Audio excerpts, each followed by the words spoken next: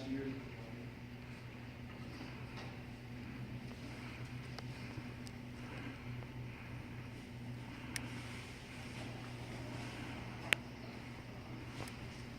Something that was very important to Dad is he was an only child, except for his cousin Marvin, Marvin and his family.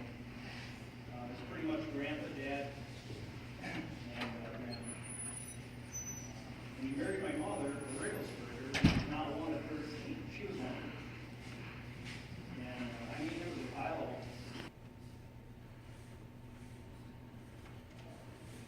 Now, when he came here, you can ask Adele, there was a lot of resistance. She looked for a lot of places, and she said, I think I got a good fit for Dad. And boy, was she right.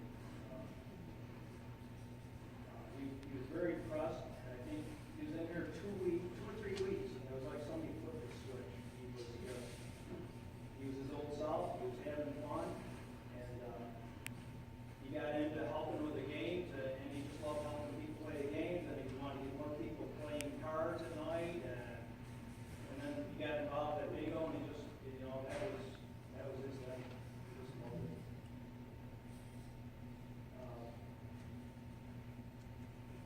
All right, and after Dad was here probably a year, we got to the point where I called Dad and I said, Dad, I'm going to come up Thursday. I'll spend the night with you.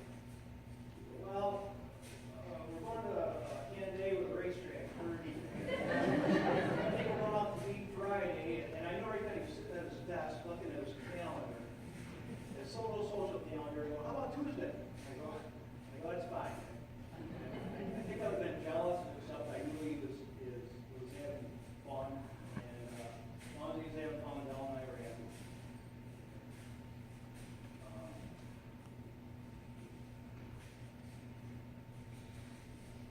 Dad, after we got all his chores done, went out to dinner, at night, we'd sit on his patio with a couple of adult beverages, and in the summer we talked with her, and we talked about everything. And I think we talked more on his patio upstairs than we had the last 40 years. And it was something that I'm going to miss. So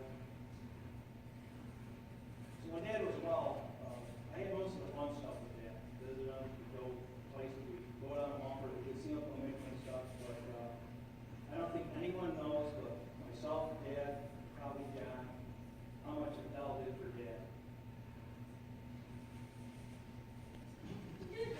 Even in the hospital, they worried about trying to get rid of him.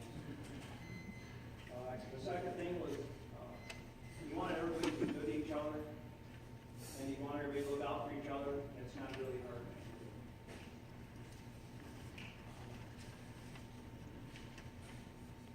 And ALS. But I can tell you one thing I'm certain of, they knew they were loved unconditionally by my father. He would take them to all of their hospital visits, all their doctor visits.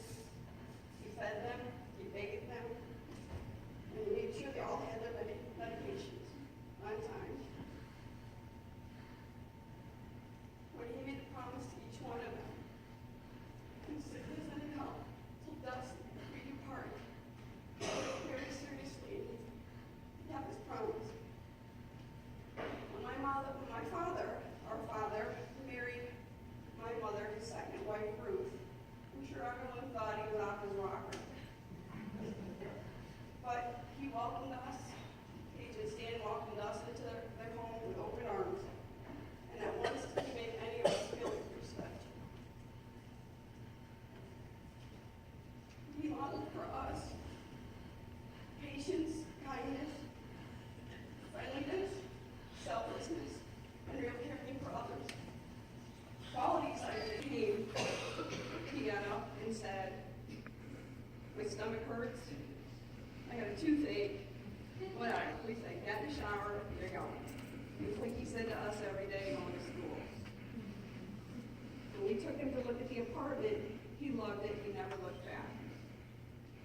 He loved the residents here, he loved the staff here, he loved all the activities, he loved the fireside chats. Maplewood Estates became his extended family, we thank you for it.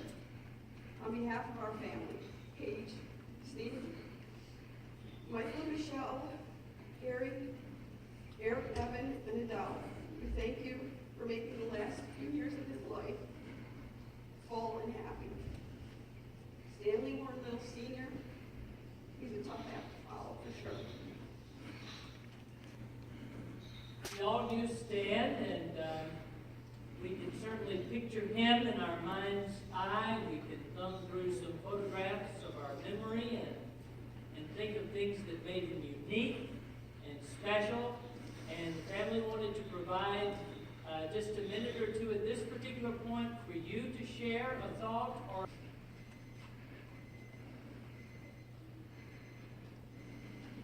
We were his family away from home, and we all grieve his loss. He will be missed by all of us. The one thing I want to remember was when a little girl wanted to dance, and her mother kept telling her to be quiet. Stan went to her table and said, "May I have your daughter to dance with me?" She jumped up and whispered that she couldn't dance.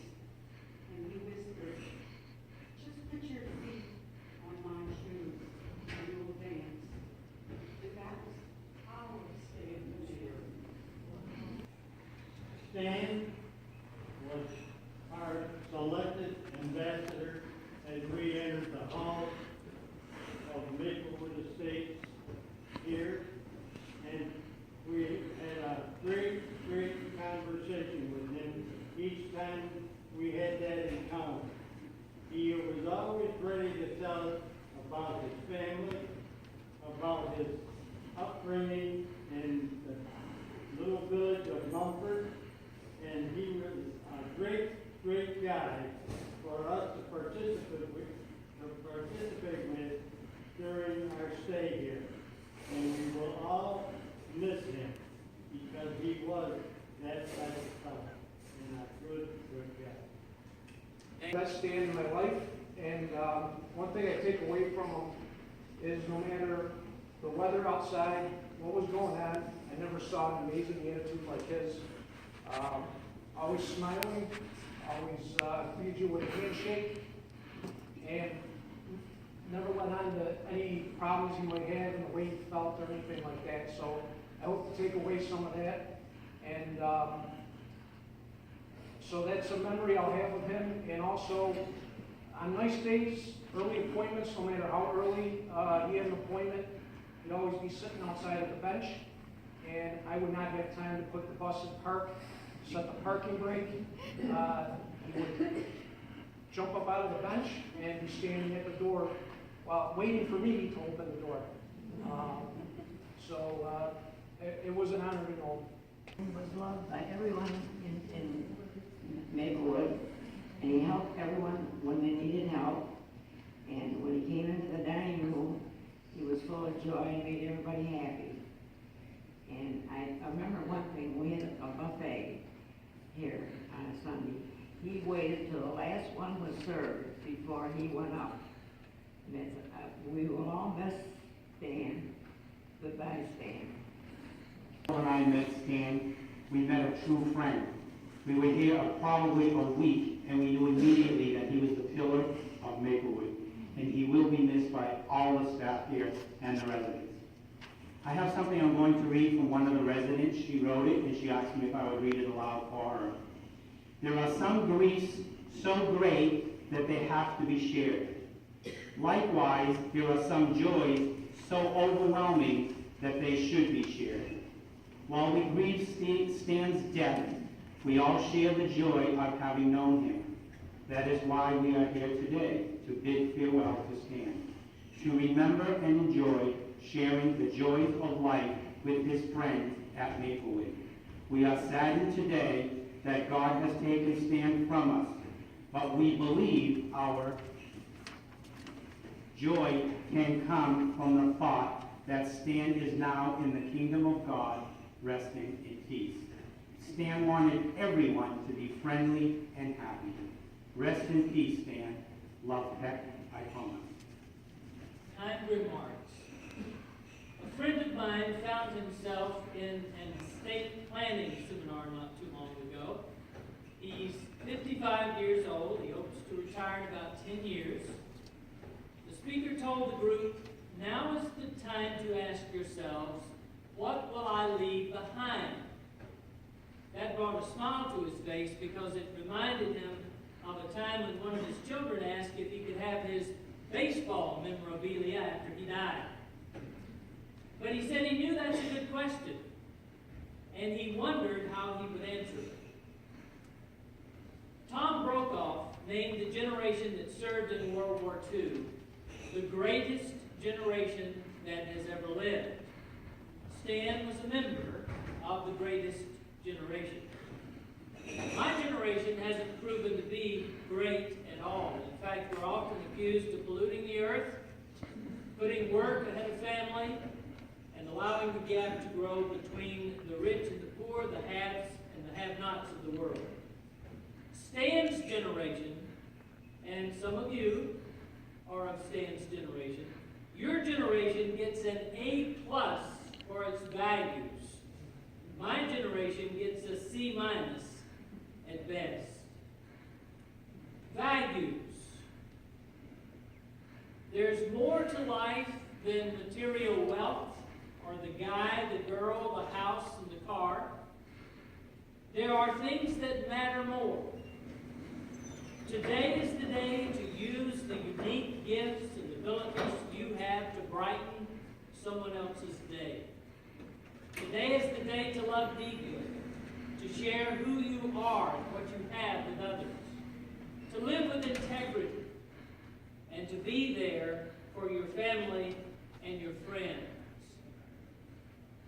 Before I say a word or two about Stan, I want to mention a young man named Paul Singer. People have asked Paul Singer on countless occasions how it is that a 62-year-old guy with 2 grown children in their 30s can be a father for a third time.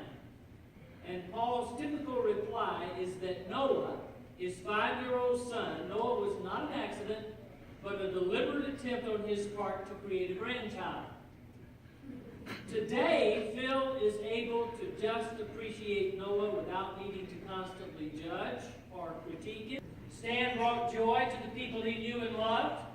He was a good man, and he will be sorely missed for a long, long time. And if he asked me, "Pastor, what do you think I left behind?" I can honestly say to him, "You left behind a life that mattered." We're going to pause. Reverend's going to share a poem, and then we'll have our closing prayer.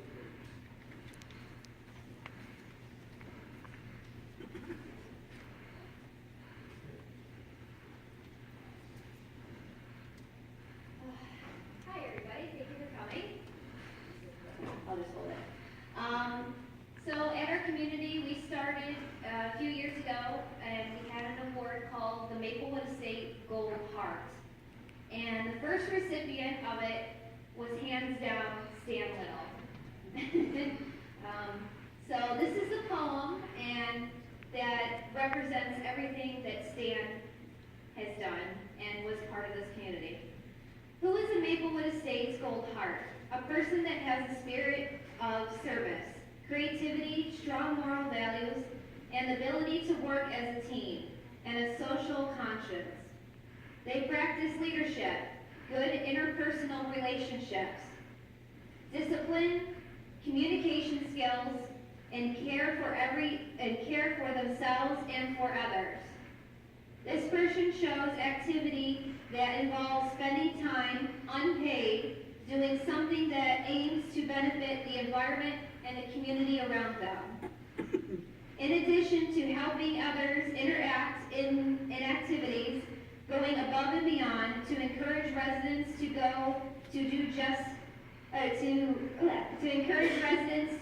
have fun in life. And for 2013, Stan Lyttle received the Maplewood Gold Heart. And every single day, I don't care what outfit Stan had on, he had that Maplewood gold heart pinned right on his collar. So he was the most proudest person, and we were proud as a community to show our appreciation for Stan's overwhelming presence at our community. He will be missed and forever loved.